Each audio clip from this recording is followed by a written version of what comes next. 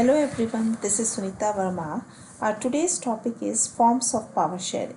The idea of power sharing has emerged in opposition to the notion of undivided political power. Before the emergence of democratic structure of government, it was concentrated in one hand, or we can say in one group. So it was felt that if the power to decide is dispersed, it would not be possible to take quick decision and to enforce them. But these notions have changed the emergence of democracy. However, things have changed with the democratic setup. As we know, in a democratic country, people rule themselves through institutions of self-governance. In a democratic government, due respect is given to the diverse group of people or the parties and views that exist in a society.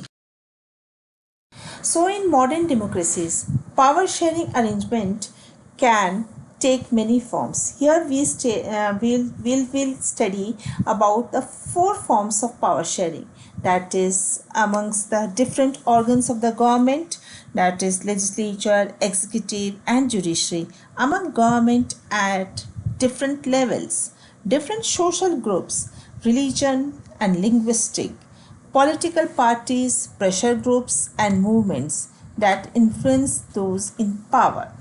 Now let us study these things in detail.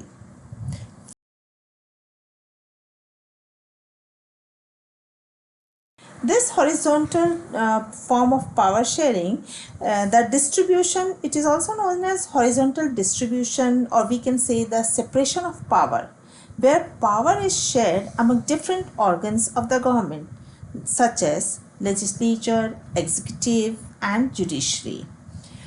So each of these organs of the government is placed at the same level to exercise different powers.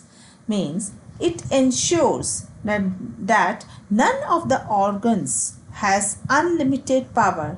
Thus we say that it maintains balance and each organ check the others. It means that each one of them here means each organ keeps watch on the functioning of other two, that is the other organs. So ministers and government officials are responsible to the parliament or the state assemblies. Similarly, judges, although they are appointed by the executive, they keeps a check on the functioning of executive or the laws made by the legislature. Hence, it is called check and balance system.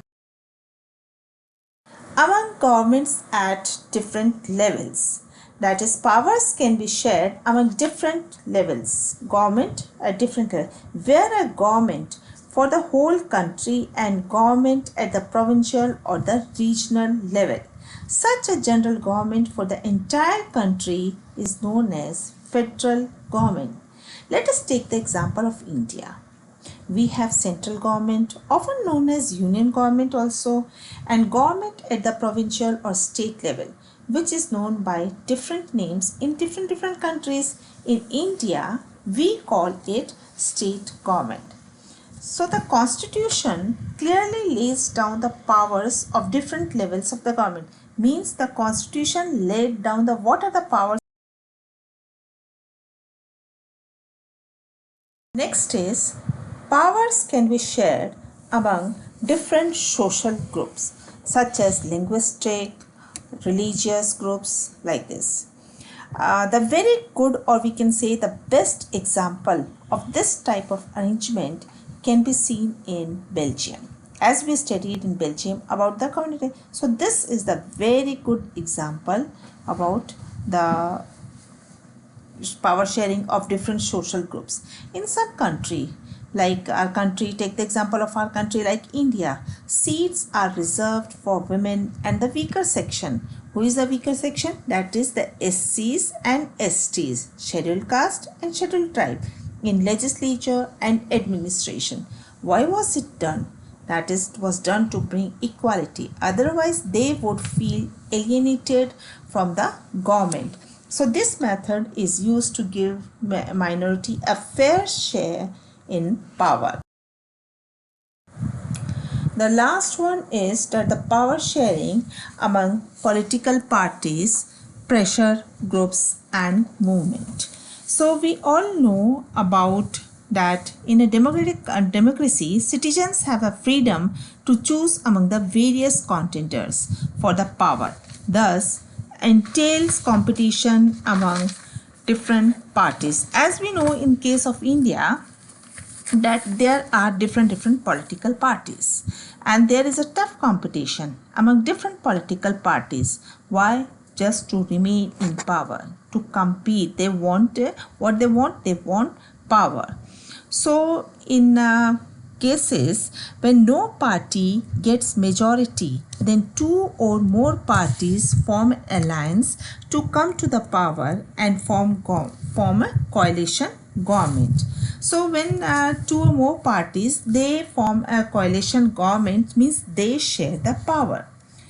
And as they share the power, so we can say that it is very important. It represents the different ideologies and social groups also. So if their alliance group is elected, they form coalition government and they share the power. So the various interest groups such as traders, businessmen, industrialists, farmers and industrial workers, they also have a share in governmental power, either through participation in governmental committees or bringing influence on the decision making process.